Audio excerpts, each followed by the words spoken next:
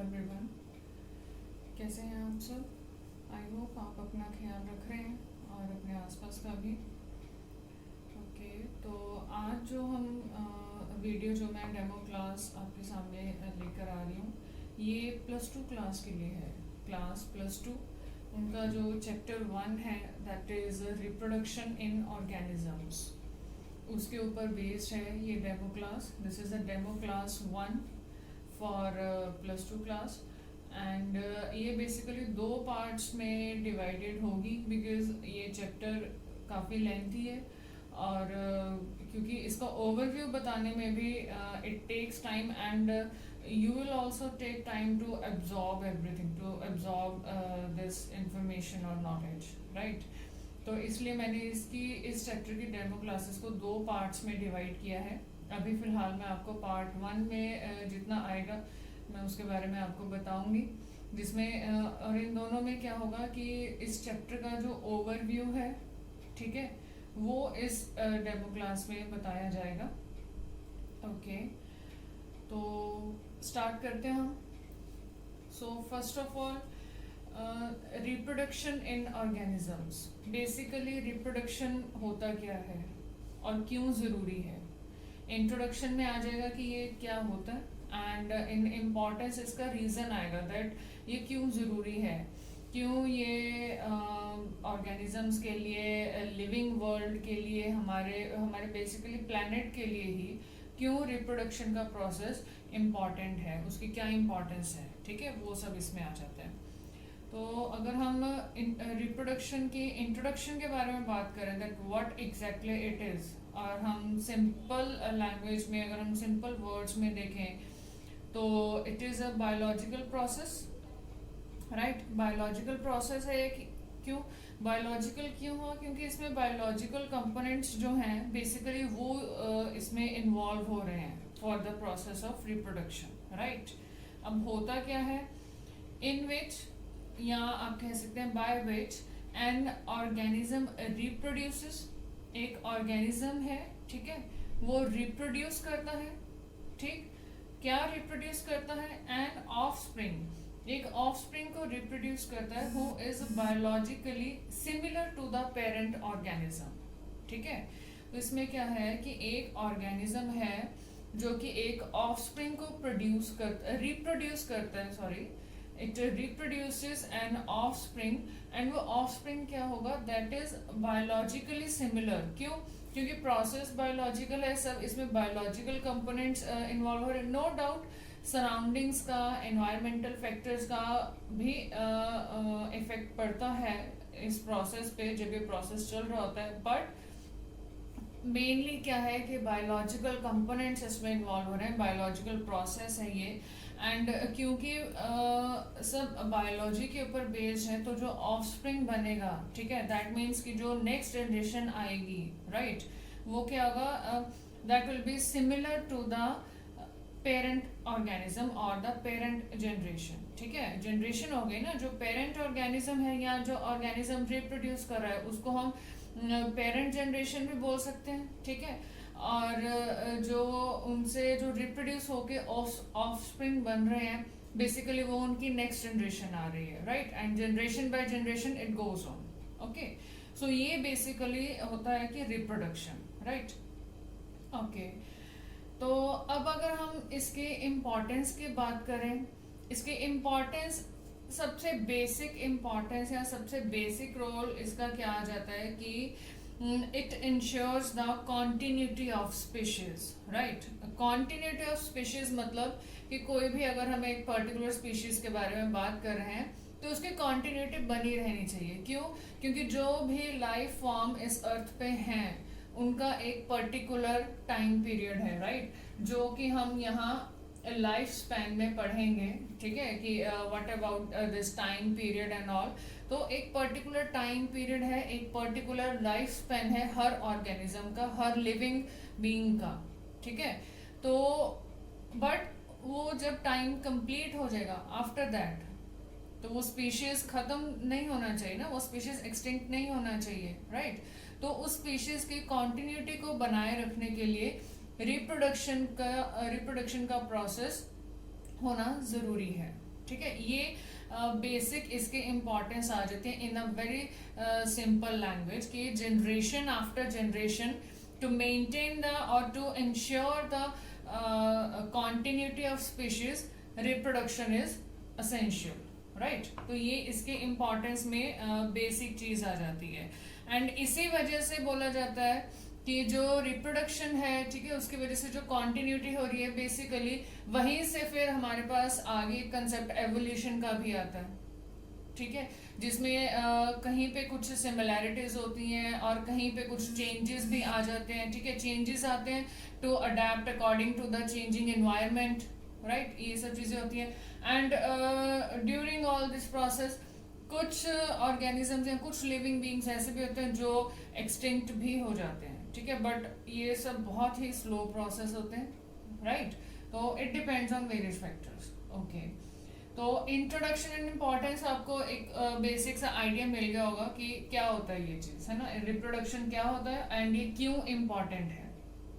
Okay, फिर उसके बाद आता है इसका लाइफ स्पैन। लाइफ स्पैन मतलब क्या होता है कि वो जो टाइम पीरियड है किसी भी ऑर्गेनिज्म का from birth to the natural death, ठीक है, बर्थ से लेके नेचुरल डेथ तक का जो टाइम पीरियड है किसी भी ऑर्गेनिज्म का वो उसका लाइफ स्पैन कहलाएगा। It will be known as the life span of that particular organism. Okay, और ये वेरी करता है, किसी ऑर्गेनिज्म का कुछ डेज में भी होता है, राइट, और कुछ ऑर्गेनिजम्स होते हैं जिनका भी कुछ ईयर्स में होता है, एवरेज होती है कि एवरेज इतने ईयर्स होता है ना, और कुछ फॉर एग्जांपल अब अगर जैसे मैं हाउस फ्लाई की बात करूं उसका लाइफ स्पैन होता है कुछ 1 to 4 months, है ना, तो ये एक एवरेज रेंज सी एक निकाल ली है कि 1 से लेकर 4 महीने तक इनकी लाइफ होती है, ठीक है, उसके बाद डेथ, राइट। और हम अगर एलिफेंट की बात करें, एलिफेंट के केस में 70 to 90 ईयर्स होती है, ठीक है, और ऐसे ही एक बनियन ट्री है, ठीक है।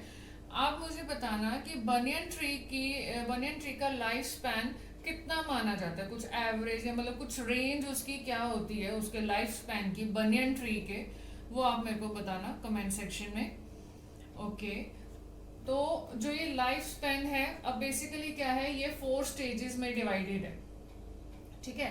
अब 4 स्टेजेस कौन कौन से आ जाती हैं, पहली स्टेज आती है जुवेनिलिटी, सेकंड स्टेज आ जाती है मैच्योरिटी, थर्ड स्टेज में आता है ageing and sinensis, and fourth stage that is ultimate stage death. Okay, अब जुवेनिलिटी में क्या होता है, इसमें बेसिकली वो सब प्रोसेसेस होते हैं बॉडी में जिससे जो ऑर्गेनिज्म है, ठीक है, वो कैपेबल बनता है टू रिप्रोड्यूस, राइट। अब वही बात आगे की सिर्फ क्योंकि जो देखिए बाकी प्रोसेसेस हैं, चाहे वो आप डाइजेशन लगा लो, रेस्पिरेशन लगा लो, सर्कुलेशन सिस्टम लगा लो, नर्वस सिस्टम लगा लो, ठीक है, ये जो भी सिस्टम्स हैं ये सब तो बर्थ टाइम से ही चल रहे हैं, राइट, है ना, ये तो स्टार्टिंग से ही होते हैं। बट एक रिप्रोडक्शन एक ऐसा प्रोसेस होता है जिसके लिए बॉडी को स्पेशल तरीके से प्रिपेयर होना पड़ता है, ठीक है, जो उसके अंदर जो एक्टिविटीज, जो फंक्शंस और जो मेटाबॉलिक एक्टिविटीज बेसिकली सब होती हैं वो सब ऑर्गेनिज्म को कैपेबल बनाती हैं कि वो रिप्रोड्यूस कर सके, ठीक है, रिप्रोड्यूस कर सकेगा, इसीलिए फिर उस ऑर्गेनिज्म का जो उनकी वो स्पीशीज है वो जनरेशन आफ्टर जनरेशन कंटिन्यू होती रहेगी। एंड हमने इम्पोर्टेंस में ऑलरेडी पढ़ा है कि कॉन्टिन्यूटी ऑफ स्पीशीज बनाए रखने के लिए रिप्रोडक्शन जरूरी है, ठीक है। तो यहाँ इस स्टेज की इम्पोर्टेंस फिर यहाँ आती है कि ऑर्गेनिज्म को इस लायक बनाने के लिए, इस कैपेबल बनाने के लिए कि वो रिप्रोड्यूस कर सके, ये सब जो चीजें होती हैं, जो एक्टिविटीज होती हैं, ये सब जुवेनिलिटी वाली स्टेज पर होती हैं, ठीक है।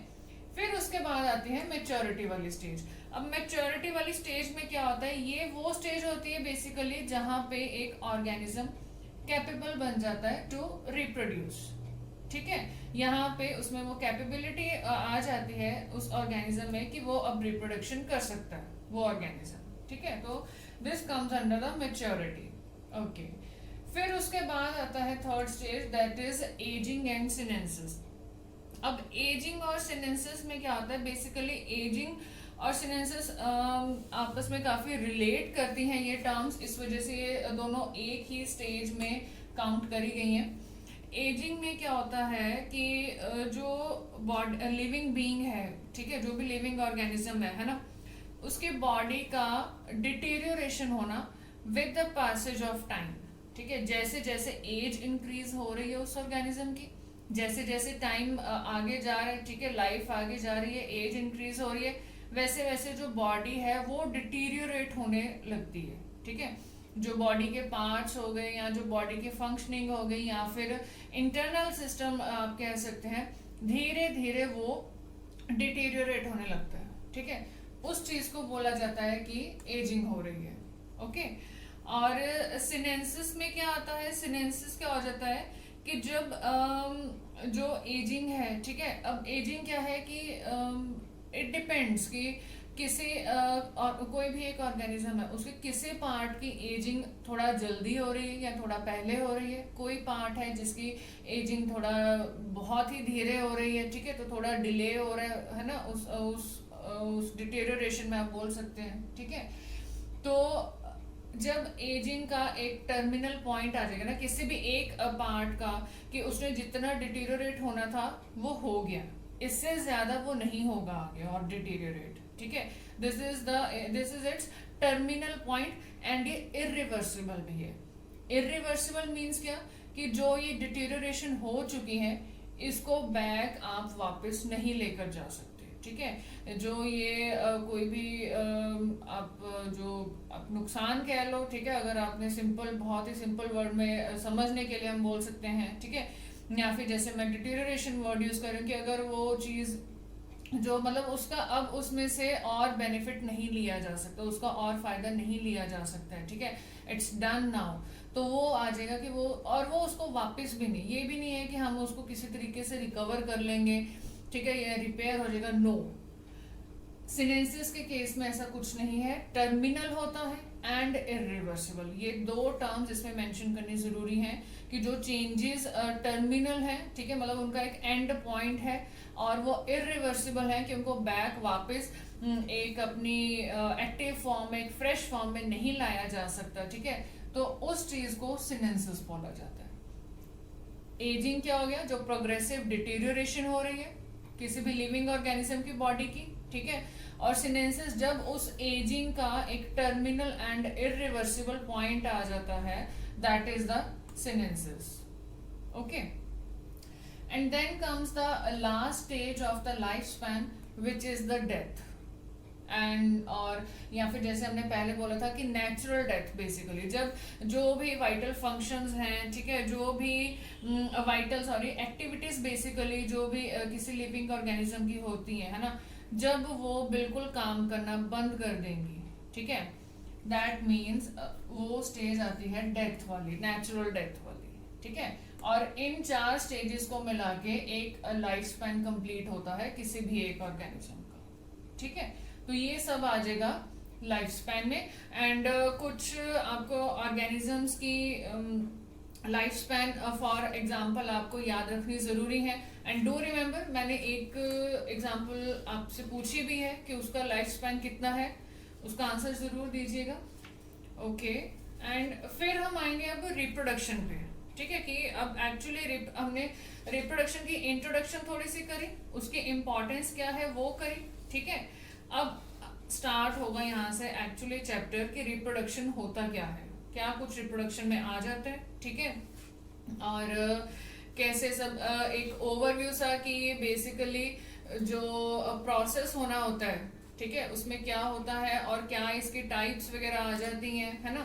तो हमने डेफिनेशन तो कर ली, डेफिनेशन में था कि एक बायोलॉजिकल प्रोसेस है जिसमें जो ऑर्गेनिज्म है it gives rise to young ones which are known as offsprings, right। अगर हम बायोलॉजिकली टर्म यूज करें तो हम ऑफस्प्रिंग टर्म यूज करेंगे जो कि उससे उसके सिमिलर ही होंगे, ठीक है, सिमिलैरिटी होगी उनमें, ओके। बट अब ये सिमिलैरिटी के बेसिस पे ही कुछ आगे फर्दर डिवीजन होगी, वो देखते हैं।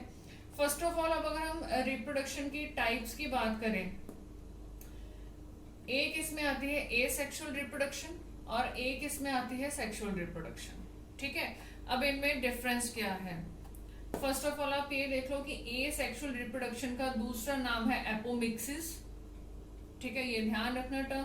कई बार एग्जाम में ऐसे ए सेक्सुअल रिप्रोडक्शन टर्म यूज करने की जगह आपको एपोमिक्सिस के बारे में पूछा जा सकता है। सो दैट मीन्स कि ए सेक्सुअल रिप्रोडक्शन के बारे में ही पूछा जा रहा है। ठीक है, तो किसी भी एक टर्म के जो भी दो तीन डिफरेंट उसके मतलब जो दो तीन अलग अलग नाम होते हैं ना, उनको भी ध्यान में रखना जरूरी है। ठीक है, और सेक्सुअल रिप्रोडक्शन का दूसरा नाम है एम्फीमिक्सिस। ठीक, तो ये दो नाम जो हैं इनको भी याद रखना, ध्यान में रखना।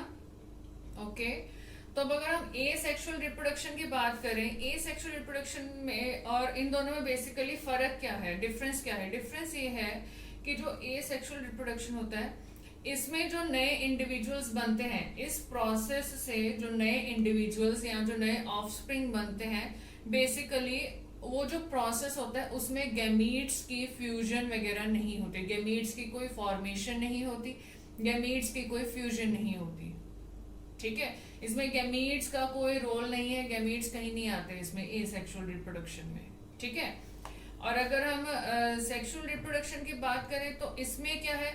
इसमें formation and fusion of two gametes that is involve in it. ठीक है, to form a new individual या टू फॉर्म एन ऑफस्प्रिंग। ठीक है, यहाँ पे formation and fusion of gametes होगी in case of sexual reproduction, and in asexual reproduction there is no formation and fusion of gametes includes. ठीक है, तो ये एक बेसिक सा डिफरेंस इसमें आ गया, राइट? अब आज जो मैं डिटेल में थोड़ा आपको ओवरव्यू दूंगी वो होगा ए सेक्सुअल रिप्रोडक्शन का। ठीक है, जिसमें ए सेक्सुअल रिप्रोडक्शन क्या है, उसके कुछ करेक्टरिस्टिक्स मैं आपको बताऊंगी, एंड मेनली उसकी जो ये टाइप्स सारी आ जाती हैं, इन टाइप्स के बारे में। ठीक है, तो अगर हम ए सेक्सुअल रिप्रोडक्शन की बात करें, ठीक है, हमने डेफिनेशन में कर लिया कि इसमें गैमीट्स की कोई फॉर्मेशन एंड फ्यूजन नहीं होती है। ओके, और इसके अलावा क्या होता है, और चीज क्या आती है? एक इसमें बहुत ही मेन इंपॉर्टेंट कंसेप्ट आ जाता है कि जो ए सेक्सुअल रिप्रोडक्शन है ना, इसका ज्यादा रोल होता है इन केस ऑफ एवोल्यूशन। ठीक है, सॉरी जो सेक्सुअल रिप्रोडक्शन होती है बेसिकली उसका रोल ज्यादा होता है एवोल्यूशन में, क्योंकि वहां पे हमारे पास वेरिएशंस ज्यादा आती हैं। ठीक है, और ए सेक्सुअल रिप्रोडक्शन में वेरिएशन कम आती है। ठीक है, ये ध्यान रखना, ये कई बार कंफ्यूजिंग हो जाता है कि जो ए सेक्सुअल रिप्रोडक्शन है उसमें वेरिएशंस कम होंगी और सिमिलैरिटी ज्यादा होगी। ठीक है, और जो इस वजह से इसमें इसका एवोल्यूशन में इतना रोल नहीं होता। ठीक है, ये ध्यान में रखना। वहीं अगर हम सेक्सुअल रिप्रोडक्शन की बात करें तो इसमें हमारे पास वेरिएशंस ज्यादा आएंगी। ठीक है, जो नई जनरेशन, जो नेक्स्ट जनरेशन बन रही है ना, वो डिफरेंट ज्यादा होगी फ्रॉम द पेरेंट जनरेशन, और इस वजह से उसका एवोल्यूशन में रोल भी ज्यादा होता है। ठीक है, क्योंकि जो चेंजेस और जो वेरिएशंस आती हैं, जो इनहेरिट होती हैं बेसिकली पेरेंट ऑर्गेनिज्म से या पेरेंट जनरेशन से, वो उसमें काउंट होती हैं फिर। ओके, तो अभी फिलहाल हम जैसे ए सेक्सुअल रिप्रोडक्शन पे है, तो इसमें क्या होता है कि जो ऑफस्प्रिंग बनते हैं वो काफी हद तक आइडेंटिकल होते हैं अपने पेरेंट ऑर्गेनिज्म के, आइडेंटिकल होते हैं, या फिर आप एक तरह से ये भी कहा जाता है कि एग्जैक्ट कॉपीज होती हैं ऑफ देयर पेरेंट्स। कौन सी? ए सेक्सुअल रिप्रोडक्शन। अब मैं सिर्फ ए सेक्सुअल रिप्रोडक्शन की ही बात करूंगी। ठीक है, दैट इज एपोमिक्सिस की। तो इसमें क्या होता है, जो प्रोजेनिस, जो ऑफस्प्रिंग बनते हैं वो बिल्कुल आइडेंटिकल होते हैं। ठीक है, ऑलमोस्ट आइडेंटिकल होते हैं, या एग्जैक्ट कॉपीज भी बोल देते हैं कुछ केसेस में तो, टू देयर पेरेंट्स। ठीक है, और जो अभी इसमें फिर एक टर्म आ जाती है क्लोन, CLONE। ठीक है, दैट इज क्लोन। तो क्लोन वही चीज होगी कि जो ये इतना सिमिलर है, ठीक है, मॉर्फोलॉजिकली एंड जेनेटिकली भी जो इतने सिमिलर ये इंडिविजुअल्स हैं, राइट, तो इनको क्या बोला जाता है? फिर इनको बोला जाता है क्लोन्स, CLONES। ठीक है, ये ए सेक्सुअल रिप्रोडक्शन के केस में ये टर्म आती है ओके और इसके और क्या करेक्टरिस्टिक्स आ जाएंगे अगर हम बात करें। देखिए ए सेक्सुअल रिप्रोडक्शन को ब्लास्टोजेनिक रिप्रोडक्शन भी बोलते हैं, ठीक है। अब ब्लास्टोजेनिक रिप्रोडक्शन क्या चीज हुई कि जो रिप्रोडक्शन हो रही है, जो process of A sexual reproduction हो रहा है, वो बॉडी के किस जो भी वो ऑर्गेनिज्म है, जो ऑर्गेनिज्म ए सेक्सुअल रिप्रोडक्शन कर सकते हैं, है ना, वो उनकी बॉडी के किसी भी पार्ट से हो सकती है, ठीक है। Any part of the body, ठीक है, ऑफ दैट ऑर्गेनिज्म जो जो ये फिनोमिना एग्जिबिट करते हैं ए सेक्सुअल रिप्रोडक्शन का, ठीक है, तो उस पार्ट को ब्लास्टोस बोलते हैं, ठीक है। एंड जो उस पार्ट से जो रिप्रोडक्शन होती है उसको ब्लास्टोजेनिक रिप्रोडक्शन बोल दिया जाता है। और ये कौन से ऑर्गेनिजम्स में हो रही है भाई, जो एसेक्सुअल रिप्रोडक्शन से रिप्रोड्यूस करते हैं, है ना। तो ये एक तरह से आप उसी का दूसरा नाम है, दूसरी टर्म कह सकते हैं, ठीक है। ओके और इसके अलावा क्या हो जाएगा, और इसके अलावा इम्पॉर्टेंट पॉइंट आ जाएगा। अब ये क्या है, ये यूनिपेरेंटल है या फिर मोनोपेरेंटल भी है। क्यों? क्योंकि एक ही पेरेंट ऑर्गेनिज्म इन्वॉल्व हो रहा है ना। तो इस वजह से इसको यूनिपेरेंटल या फिर मोनोपेरेंटल भी बोल देते हैं, ठीक है। और इसका दूसरा नाम क्या होता है, सोमेटोजेनिक रिप्रोडक्शन भी बोला जाता है इसमें इसको। क्यों? क्योंकि पेरेंट ऑर्गेनिज्म के जो सोमेटिक पार्ट्स हैं बेसिकली वो इन्वॉल्व होते हैं इन एसेक्सुअल रिप्रोडक्शन, ठीक है। ओके तो ये मैंने कुछ इंट्रोडक्शन और कुछ इम्पोर्टेंट जो इसके करेक्टरिस्टिक्स आ जाते हैं एसेक्सुअल रिप्रोडक्शन के, वो कुछ आपको बताएं, ठीक है। अब हम चलते हैं इनके इसके टाइप्स के ऊपर, ठीक है। वो इसका एक इम्पॉर्टेंट पार्ट आ जाता है कि टाइप्स ऑफ एसेक्सुअल रिप्रोडक्शन में क्या आएगा, ठीक है। ओके अब अगर हम टाइप्स की बात करें, टाइप्स यहाँ पर है फिशन, ठीक है, fragmentation, budding, regeneration, spore formation and vegetative reproduction, या फिर इसको वेजिटेटिव प्रोपेगेशन भी बोला जाता है, ठीक है। ओके फिशन में क्या होता है, फिशन आपने एग्जांपल इसकी सुनी होगी इन केस ऑफ अमीबा, बहुत ही कॉमन एग्जांपल है कि अमीबा के केस में रिप्रोडक्शन कैसे होती है, bye the method of fission, right. Okay fission में बेसिकली होता क्या है, हम अमीबा की एग्जांपल लेके देख लेते हैं कि उसमें क्या है, जो ऑर्गेनिज्म है, जो पेरेंट ऑर्गेनिज्म है, बेसिकली वो खुद ही डिवाइड हो जाते हैं, ठीक है। वो खुद डिवाइड होके दो उसके डॉटर सेल्स बन जाते हैं, ठीक है, जो कि फिर फर्दर उनकी ग्रोथ एंड डेवलपमेंट होती है और वो एक पूरा दो मतलब अलग अलग ऑर्गेनिजम्स बन जाते हैं फिर, है ना, ठीक है। तो अगर हम फिशन के केस में बात करें, फिशन के केस में जो यूनिट ऑफ रिप्रोडक्शन हुआ वो क्या हुआ फिर, इट्स होल बॉडी, अमीबा की पूरी बॉडी ही इन्वॉल्व हो रही है रिप्रोडक्शन में, राइट। तो इस हिसाब से जो डॉटर सेल्स हैं वो एक सिंगल अमीबा पेरेंट ऑर्गेनिज्म से दो डॉटर सेल्स बन रहे हैं। फर्दर फिर आगे जब वो उनकी ग्रोथ एंड डेवलपमेंट हो जाएगी, जब उनका फिर टाइम होगा रिप्रोड्यूस करने का, फर्दर वो भी इस तरीके से ही रिप्रोड्यूस करेंगे। फिर जो डॉटर ऑर्गेनिज्म जो मतलब ग्रोथ एंड डेवलपमेंट के बाद एक प्रॉपर अमीबा बन गया है, राइट, फिर फर्दर आगे वो भी इसी तरीके से डिवाइड करेगा, है ना। तो फिशन के केस में ये चीज होती है कि की पूरी जो बॉडी है वही डिवाइड होगी इनटू टू डॉटर सेल्स, ठीक है। अब इसकी दो टाइप्स हैं, एक है बाइनरी फिशन और एक है मल्टीपल फिशन। अब बाइनरी फिशन और मल्टीपल फिशन में क्या बेसिक डिफरेंस क्या आ जाता है। बाइनरी फिशन जहां से मतलब जहां पे क्या है कि दो पार्ट्स में डिवाइड हो रही है बॉडी, राइट, जैसे कि अमीबा की ही एग्जांपल है ना। ओके और मल्टीपल फिशन में क्या है कि इसमें number of more than two number of daughter cells जो हैं वो पेरेंट ऑर्गेनिज्म से रिप्रोड्यूस होते हैं, ठीक है। उनसे मतलब जो भी उनका प्रोसेस होता है वो पूरा प्रोसेस होकर finally number of daughter sales बनते हैं इन केस ऑफ मल्टीपल फिशन, ठीक है। अब मल्टीपल फिशन की अगर कोई एग्जांपल देखें तो जैसे कि है प्लाज्मोडियम, ठीक है। प्लाज्मोडियम के केस में क्या है कि बेसिकली जो पहले जो पेरेंट बॉडी है उसके अंदर ही उनकी कुछ मतलब स्टार्ट हो जाता है, ठीक है। उनका जो डिवीजन वगैरह होनी है और जो एमाइटोसिस वगैरह का जो प्रोसेस होना है, ठीक है, वो उसके अंदर स्टार्ट होता है। And then during the favourable conditions फिर क्या होता है कि वो जो न्यूक्लियस है, ठीक है, वो फिर कुछ साइटोप्लाज्म, ठीक है, मतलब क्योंकि अलग अलग ऑर्गेनिज्म बन रहे हैं ना, तो उनके अलग अलग न्यूक्लियस होंगे, तो कुछ वो साइटोप्लाज्म को लेते हुए और अपना अपना डॉटर सेल बनाते हुए फिर वो उस बॉडी में से रिलीज होते हैं, ठीक है। और वो बॉडी में से रिलीज होने का मतलब क्या है कि जो पेरेंट ऑर्गेनिज्म है ना, बेसिकली वो खुद वो खत्म होता जाएगा, ठीक है, और जो डॉटर सेल्स है वो बनते जाएंगे, वो बाहर रिलीज होते जाएंगे। एंड बाद में कुछ जो बच जाता है, ठीक है, जहाँ पे कोई डॉटर सेल्स भी नहीं बने, that is known as the residual body, ठीक है, जो कि पेरेंट ऑर्गेनिज्म का पेरेंट बॉडी का ही पार्ट होगा। ये ऐसा कुछ मल्टीपल फिशन में होता है, ठीक है।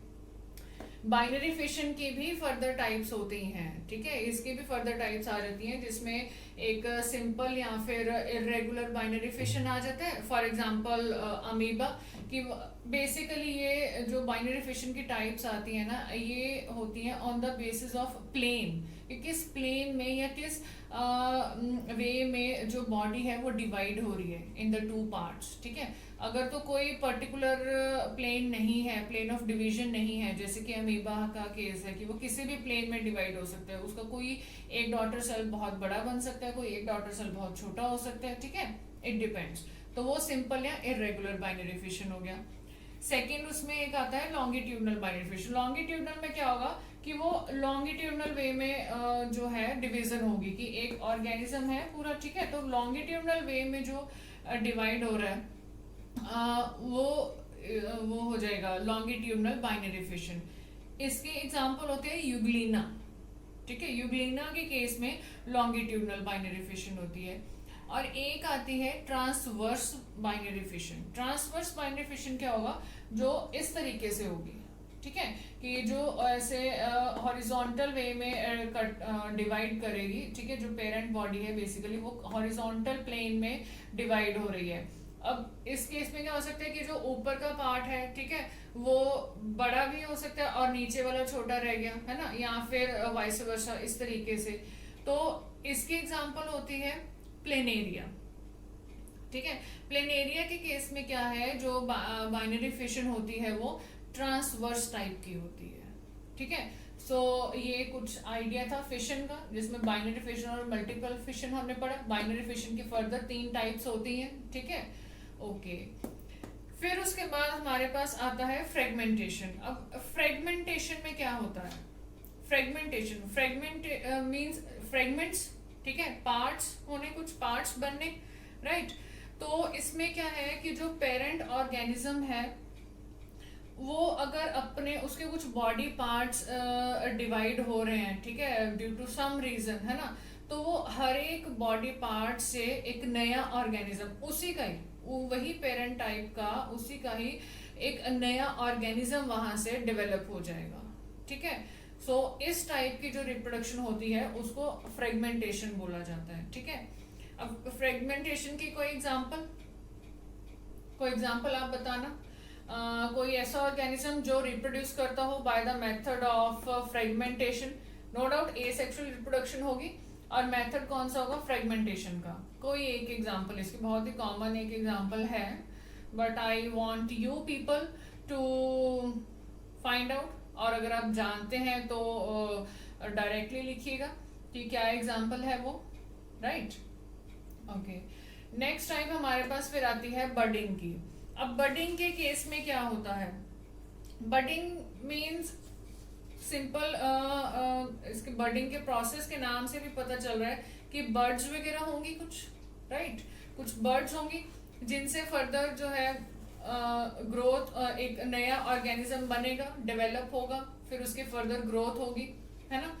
तो वो बर्ड्स बेसिकली क्या चीज होता है, बर्ड्स बेसिकली क्या है कि एक आउट ग्रोथ होती है ऑर्गेनिज्म पे, ठीक है। ऑर्गेनिज्म में कुछ ऑर्गेनिजम्स जो बडिंग के साथ रिप्रोड्यूस करते हैं, बेसिकली उनमें कुछ आउटग्रोथ होती है, और वो आउटग्रोथ क्या करती है, वहां से एक नया ऑर्गेनिज्म, ठीक है, which is quite similar to the parent organism, वो वहां से रिप्रोड्यूस होता है। ठीक। और ये यूनिसेलुलर और मल्टीसेलुलर दोनों तरह के ऑर्गेनिजम्स में हो सकती है। ठीक है, इस तरह का जो बडिंग का जो मोड ऑफ रिप्रोडक्शन है।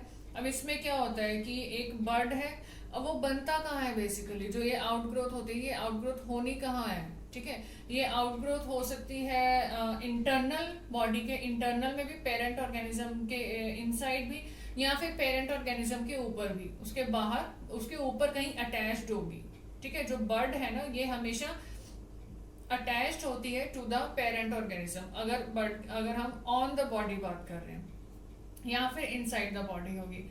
फिर क्या होगा, जो ये बर्ड है ना, इसी से नया ऑर्गेनिज्म डेवलप होता है। ठीक है, फिर after certain period of time, जब उसने मेच्योरिटी गेन कर ली, ठीक है, तो फिर वो डिटैच होगा पेरेंट बॉडी से। पेरेंट बॉडी से डिटैच होने के बाद फिर आगे उसकी फर्दर अपनी लाइफ होती है। ठीक है, उसने फर्दर उसके आगे growth and development and maturity, वो सब चीज होती है। ठीक है, और वो जहां से डिटैच होगा वहां पे वो एक स्कार टिश्यू छोड़ता है। ठीक है, it leaves a scar tissue behind while detaching from the parent organism. ठीक है, ये डॉटर ऑर्गेनिज्म या जो ऑफस्प्रिंग जो बन रहा है बाय द मेथड ऑफ बर्डिंग, ये उस केस में है, राइट।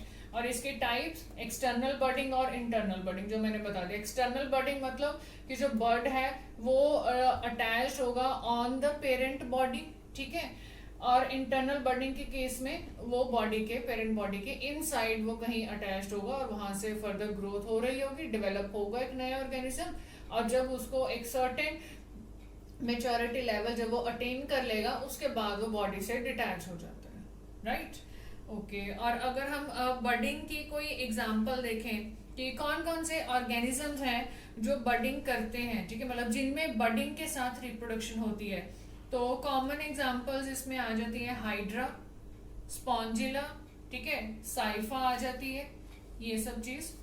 Okay, all right. और नेक्स्ट फिर उसके बाद हमारे पास जो मेथड है, ठीक है, that is regeneration. Regeneration basically क्या होता है रीजनरेशन में कि जो रिप्रोडक्शन, या फिर ये एक्चुअली थोड़ा आप एक रिपेयर का सिस्टम, आप इसको ये उस कैटेगरी में ज्यादा काउंट हो जाएगा। ठीक है, कि कोई भी एक बॉडी पार्ट, कुछ ऑर्गेनिजम्स में कैपेबिलिटी होती है कि उनका अगर कोई बॉडी पार्ट जो है वो किसी वजह से वो डिस्ट्रॉय हो गया, इंजर्ड हो गया, या डिटैच हो गया, है ना, तो वो वहां से अपना रीजनरेट कर सकते हैं। ठीक है, उस बॉडी पार्ट को, है ना, तो मतलब वही चीज बन रही है, ठीक है, वही सेम पार्ट बन रहा है, बट नया आ रहा है ना, नए एक रिप्रोडक्शन हो रही है। ठीक है, तो रीजनरेशन में वो चीज आ जाती है। ठीक है, मेन जो एक आता है that is the spore formation, जो कि हमारी नेक्स्ट टाइप है। स्पोर फॉर्मेशन में क्या है, इसमें स्पोर्स बनते हैं। ठीक, स्पोर्स के केस में क्या होता है कि बेसिकली क्या चीज आती है कि जैसे फंजाई हो गए कुछ, ठीक है, या फिर कुछ एल्गी हो गए, या फिर अगर मैं, हाँ मतलब अगर फंजाई या एल्गी कुछ, इनकी ही हम एग्जांपल ले लेते हैं, तो इसमें क्या होगा कि कुछ स्पोर्स काइंड कुछ बने, जैसे एक तो हम यहाँ पे गैमीट्स की बात हमने करी थी ना, कि गैमीट्स इसमें इन्वॉल्व होते हैं सेक्सुअल रिप्रोडक्शन में, ए सेक्सुअल में नहीं। ए सेक्सुअल रिप्रोडक्शन में क्या आते हैं, अगर किसी टाइप में स्पोर फॉर्मेशन हो रही है, तो बेसिकली वो स्पोर्स हैं, ठीक है, जो फर्दर रिप्रोडक्शन करवाते हैं, जो फर्दर नए ऑर्गेनिजम्स रिप्रोड्यूस करवाते हैं। ठीक है, अब इसमें दो केसेस आ जाते हैं, एक जू स्पोर्स आता है और एक कोनिडिया का आ जाता है। ठीक है, जू स्पोर्स में बेसिकली जो मोटाइल वाले स्पोर्स होते हैं ना, जू स्पोर्स आप कह सकते हैं। ठीक है, इसमें वो चीज आ जाएगी। ठीक है, फॉर एग्जांपल ये होता है एक्वेटिक मीडियम में, ये ज्यादा मतलब ऐसे ऑर्गेनिजम्स एक्वेटिक मीडियम में ज्यादा मिलते हैं, राइट। और अगर हम कॉनिडिया की बात करें तो कॉनिडिया का आप एग्जांपल पेनिसिलियम का एग्जांपल आप देख सकते हैं, उसमें भी स्पोर फॉर्मेशन होती है, ठीक है। फिर फर्दर मतलब उन स्पोर्स से ही फर्दर एक आगे नया ऑर्गेनिज्म जो है वो रिप्रोड्यूस होता है, ठीक है। ये कॉनिडिया के केस में आता है।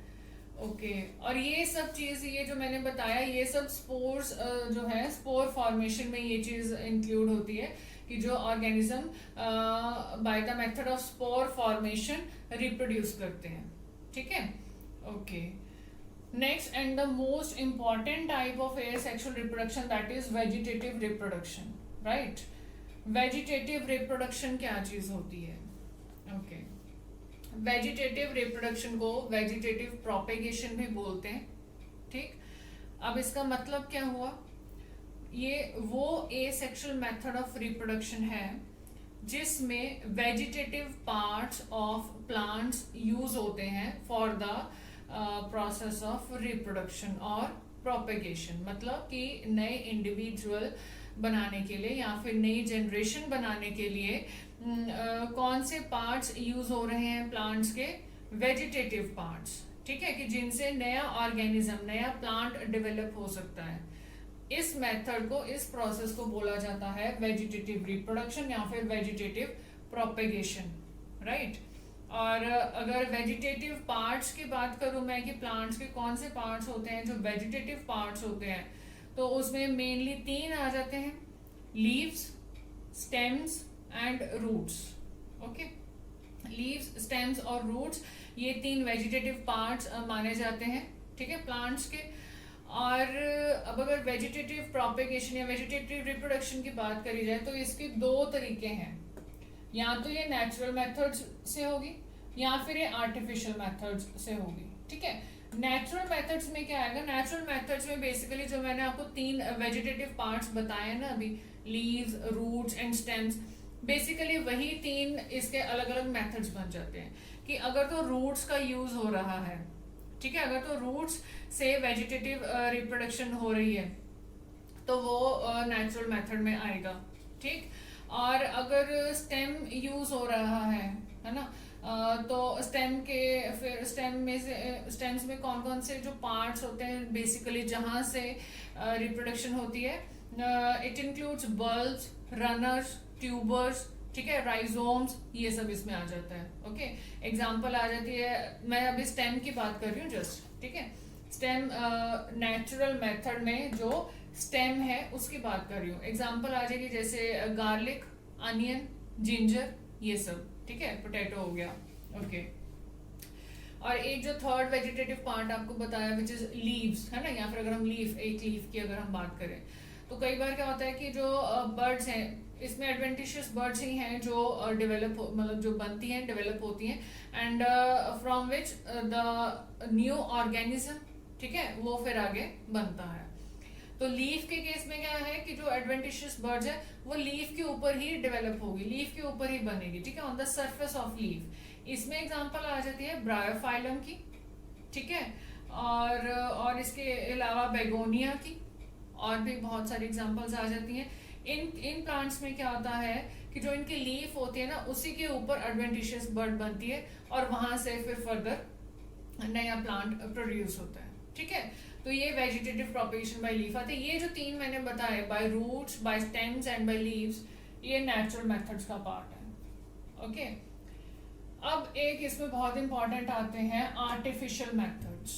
आर्टिफिशियल मेथड्स क्या चीज में? देखो नेचुरल मेथड्स तो जो हो रहे थे तो वो तो ये था कि ठीक है बाय नेचर अपने आप वो हो रहा है ना।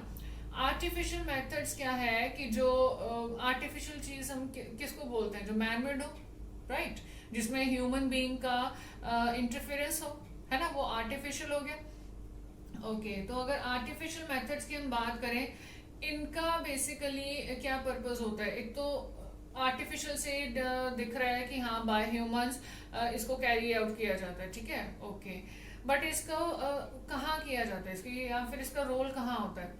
बेसिकली लैब्स में जो स्टडीज होती हैं, ठीक है, लेबोरेटरीज में, ओके, या फिर जो हॉर्टिकल्चर में आप मान सकते हैं इसको, ठीक है, या फिर फील्ड्स में, तो ये सब जो वेजिटेशन जो ह्यूमंस के बाय ह्यूमंस जो करी जाती है ऑन फील्ड्स या फिर इन द लेबोरेटरीज, ठीक है, जो गार्डनर्स करते हैं या फिर जो हॉर्टिकल्चरलिस्ट हो गए वो सब करते हैं, तो वो सब आते हैं artificial methods of vegetative propagation और वेजिटेटिव रिप्रोडक्शन।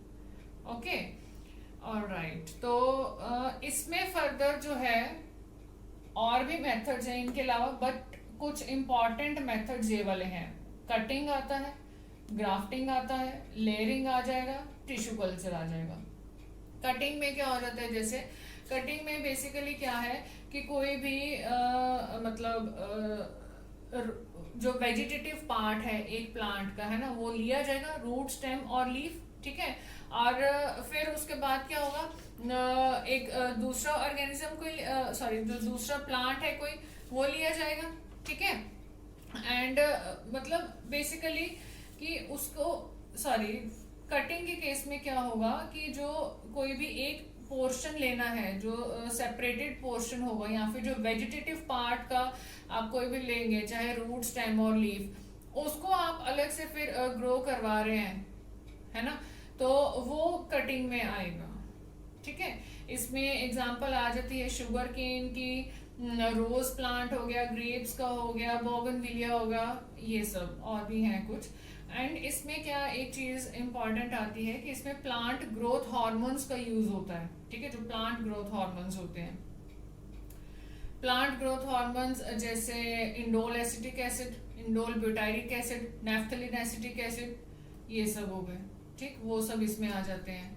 ओके, और जो ग्राफ्टिंग होता है, ग्राफ्टिंग में बेसिकली होता है कि दो प्लांट्स, ठीक है, दो प्लांट्स जो कि सेम ही जो वैरायटी या फिर आप कह सकते हो क्लोजली रिलेटेड वैरायटी के जो होंगे, उन दो प्लांट्स को आप लोगे, कंसीडर करोगे, ठीक है। अब उसमें से आप देखोगे कि कौन से प्लांट का जो रूट सिस्टम है वो अच्छा है, ठीक है, तो उसको आप एज अ स्टॉक लोगे, ठीक है, उसको स्टॉक बोला जाएगा जिस प्लांट का आप रूट सिस्टम लोगे, राइट। एंड फिर एक और प्लांट लोगे क्लोजली रिलेटेड वैरायटी का ही, जिसका कि आप शूट सिस्टम देखोगे वो अच्छा है, उसको साइन बोला जाएगा, SCION, है ना। तो इन दोनों को फिर फर्दर रैप किया जाता है, या फिर बेसिकली इनको टुगेदर इनको रखा जाता है, इनको एक साथ करना होता है, इनको रैप करके, ठीक है। या बेसिकली रैप करने का पर्पस क्या होता है कि जो मॉइस्ट है वो आपस में बना रहे, और जो इनके जो टिश्यूज हैं, जो वेस्कुलर टिश्यूज होते हैं, बेसिकली उनकी यूनियन अच्छी होनी चाहिए। जितनी उनकी यूनियन अच्छी होगी उतना ग्राफ्टिंग का मेथड जो प्रोसेस होता है वो सक्सेसफुल जाता है, ठीक है, इन case of artificial methods for vegetative reproduction, right. तो ग्राफ्टिंग में ये सब चीज आ जाता है, स्टॉक, साइन, ठीक है, और यही कि जो यूनियन है वेस्कुलर टिश्यूज की वो अच्छी होनी चाहिए, और रैप करना होता है, तो ये सब चीजें ग्राफ्टिंग में मेंशन होती हैं। Okay, alright. फिर एक मेथड आता है अब लेयरिंग का।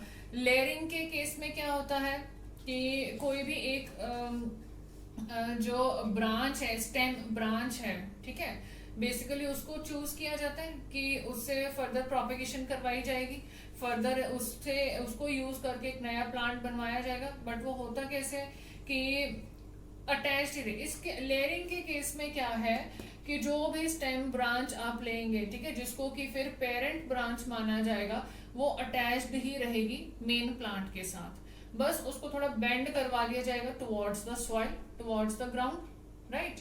एंड फिर वहां से आगे फिर थोड़ी वहां पे इंजरी वगैरह कुछ करी जाती है, सो दैट वहां पे एडवेंटिशियस बड्स बने, और फिर फर्दर जो रूट सिस्टम है वो डेवलप हो, तो रूट सिस्टम डेवलप हो, और ये सब चीज है ना। तो इस वजह से इंजरी का पर्पस यहाँ पे ये आ जाता है, ठीक है। और वहां से जब रूट सिस्टम एक डेवलप हो गया, फिर मतलब कि अब आगे जो एक नया प्लांट है वो बन जाएगा, ठीक है, उसकी फिर फर्दर ग्रोथ एंड डेवलपमेंट वो सब हो जाएगी, ठीक। तो ये सब लेयरिंग में आ जाता है। लेयरिंग में ही एक कंसेप्ट एयर लेयरिंग का भी आ जाता है, ठीक है, जिसमें सॉइल में नहीं किया जाता, ब्रांच को एयर में ही रखा जाता है, बस वहां पे इंजरी वगैरह करके उसको रैप करते हैं, ठीक है, विद मतलब कुछ डैप मॉस आप ले सकते हैं, और कुछ इसमें ग्रोथ हार्मोन्स भी यूज किए जाते हैं, ठीक है। वहां से फिर फर्दर जब दिखेगा कि अब कुछ बर्ड्स डेवलप हो रहे हैं, ठीक है, और वहां से अब एक रूट सिस्टम बन सकता है प्रॉपरली पूरा, फिर उसको रूट सिस्टम उसका कवर करते हुए, ठीक है, पीछे से उसकी फिर कटिंग करी जाती है उस स्टेम ब्रांच की, एंड फिर उसको फर्दर सॉइल में उसको उसके मतलब फिर उस प्लांट को ग्रो करवाया जाता है, ठीक है, अलग से। फिर तो ये लेयरिंग में आ जाता है। फिर एक मेन आता है टिश्यू कल्चर। टिश्यू कल्चर एक मतलब बहुत ही एक एडवांस टेक्निक आ चुकी है वैसे तो, खैर नई इतनी भी नई नहीं रही, बिकॉज काफी यूज इसका हो रहा है टिश्यू कल्चर का, ठीक है। प्लांट टिश्यू कल्चर भी आप बोल सकते हो, टिश्यू कल्चर आप कह सकते हो, इसको माइक्रो प्रोपेगेशन भी बोलते हैं। इसमें बेसिकली क्या है कि जो लेबोरेटरी होती है, ठीक है, लैब्स में प्लांट्स को उनकी कल्चरिंग एंड उनको ग्रो करवाया जाता है, ठीक है, और मतलब उनके फंक्शन कुछ भी उनकी आगे स्टडी करनी है, ठीक है, उनके जेनेटिक लेवल पे कुछ स्टडी करनी है, तो वो सब चीजें इसमें टिश्यू कल्चर में आ जाएंगी। या फिर हमने कोई ऐसी वैरायटी ग्रो करवानी है, हमें मालूम है कि ओके हमारे फील्ड में ये वाला इंसेक्ट जो है वो हर सीजन में अटैक करता है, एंड जिस वजह से जो हमारी प्लांट्स जो हैं वो खराब हो जाते हैं, तो मेरे को यहाँ पे प्लांट्स तो यही लगाना है, बट उनकी वैरायटी ऐसी चाहिए जो इस इंसेक्ट से अफेक्टेड ना हो सके, ठीक है। तो उस इंसेक्ट के रेजिस्टेंट मेरे को वो वैरायटी बनानी है, ठीक है, वो वैरायटी मेरे को चाहिए। तो उसके लिए क्या है, उसके जीन जेनेटिक लेवल पे मॉडिफिकेशंस करी जाएंगी, चेंजेस कुछ किए जाएंगे, तो वो सब चीजें जो वो ऐसी जो नई वैरायटी बनाना है, ठीक है, ये सब चीजें लैब्स में होती हैं और इसको टिश्यू कल्चर बोला जाता है, ठीक है। तो ये सब जो है ये वेजिटेटिव प्रोपेगेशन की, ठीक है, जो मेजर टाइप्स आती हैं under the sub heading of artificial methods.